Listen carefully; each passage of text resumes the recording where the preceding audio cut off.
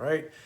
Thanking God for the fact that even though it can be unpleasant to have to wait, the way in which he helps us endure during times when we have to wait. Let's call this chapter, what is it, John 13. Let's call it afterward for a word, or for a word that is literally going to come up in the end of the chapter, in the last section of the chapter, as Jesus is explaining that he is going away and the apostles cannot go with him now, but afterward they will. A word of encouragement that they might not understand now, but it will provide, God willing, sufficient encouragement later on, as he is going to begin this chapter with the famous story in verses 1 through 11 of washing his disciples' feet, helping them to understand in verses 12 through 20 that he has set an example for them as their teacher, that they should likewise, as his disciples, follow in the example of washing one another's feet, beyond being called the people of love, demonstrating love in the degree of service they're willing to offer one another, taking even the most humble of tasks with regard to one another. Of course, that's the part we probably heard before. Likewise, bear with me a little bit, because you've also probably heard in verses 21 through 30, the way in which the conversation turns toward the one who would betray him, and the sign that low-key he is going to give to at least one of the apostles as to who it is.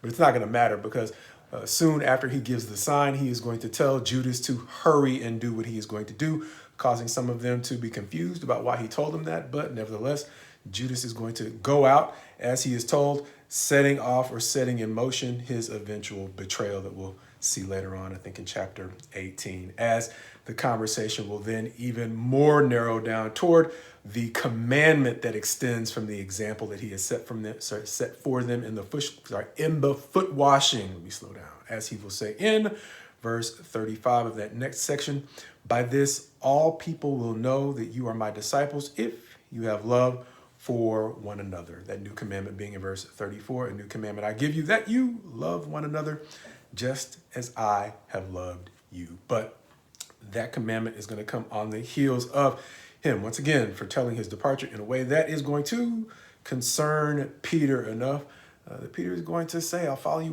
wherever you go, at which point, as we've seen in the other Gospels, Christ is going to help to open his eyes, and not necessarily just his eyes, but really all of their eyes, as to the limit of their commitment. As much as they want to be committed, the famous statement goes, the spirit is willing, but the flesh is weak. As the chapter concludes with him telling Peter that he will deny him before the rooster crows, he will have denied the Christ 3 times. But one of the low-key streams or themes that seems to run through this chapter is the hitch in each of the sections where Jesus is trying to explain things to his apostles, but there's just something amiss. Each time it's going to seem to relate to, of course, the presence of Judas. In verse 11, it's going to say, for he knew who it was who would betray him. That was why he said, not all of you are clean. Of course, in response to Peter initially protesting to Jesus doing something as humiliating potentially as washing his feet. Once Jesus says, if I don't get to wash your feet, you have no part with me. Peter, seeming maybe even humorously, says, oh, not my feet only, but my hands and my head also. Jesus responds that you have bathed and therefore you are clean. But he's going to qualify that by saying, not all of you are clean, referring to Judas in that hitch that seems to exist in his illustration. It's not going to be the last time, because in that second section, when he is demonstrating for them or communicating the point of the foot washing, he's once again going to hitch toward the end of his point. Once again, when he says in verse 16, he says, truly, truly, I say to you, a servant is not greater than his master, nor a messenger greater than the one sent. If you know these things, blessed are you if you do them. I am not speaking of all of you. I know whom I have chosen, but the scripture will be fulfilled. He who ate my bread has lifted his heel against me. Once again, in demonstrating for them that he has given them an example to follow as the teacher, there's a hitch in it, and that hitch seems to be the presence of Judas. And in that next section, he is going to basically, as we have to sometimes do in life, simply turn and directly address the issue. He is going to finally turn his attention to Judas in verse 21, that third section where he's going to say, or where it's going to say, after saying these things, Jesus was troubled in his spirit and testified, Truly, truly, I say to you, one of you will betray me. And so as he goes forward to explain what he means, not fully, not outing Judas, he is going to make sure, like we see in verse 27, what you are going to do quickly, commanding him to leave. It is almost as though, even though Judas is going to betray the Christ, it's simply the removal of his presence is going to lift a weight off of the gathering that he has with his apostles, so that Jesus can now issue the final command without a hitch. Now that Judas has gone on to do his business, Jesus is going to go on with the business of issuing the new command. Love one another as I have loved you. He is going to tell them.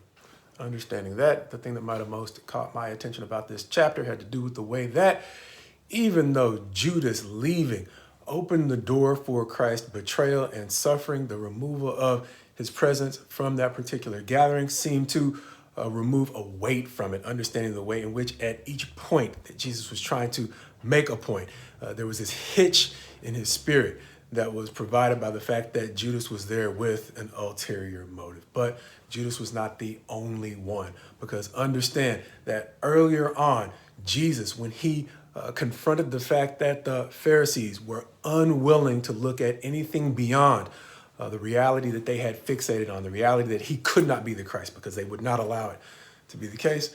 When he removed himself from their presence, he was able to appreciate a level of peace, even though it also marked a time when he was less available for the people. He was healing and teaching. But the thing that most caught my attention between Judas and the Pharisees was the way that there are times when the removal of ulterior motives can lift a weight off of a situation. And likewise, there are times when removing ourselves from places that are weighted down by ulterior motives can provide us a sense of relief. The common denominator being what we saw all the way back in chapter 8. You will know the truth, and the truth will set you free.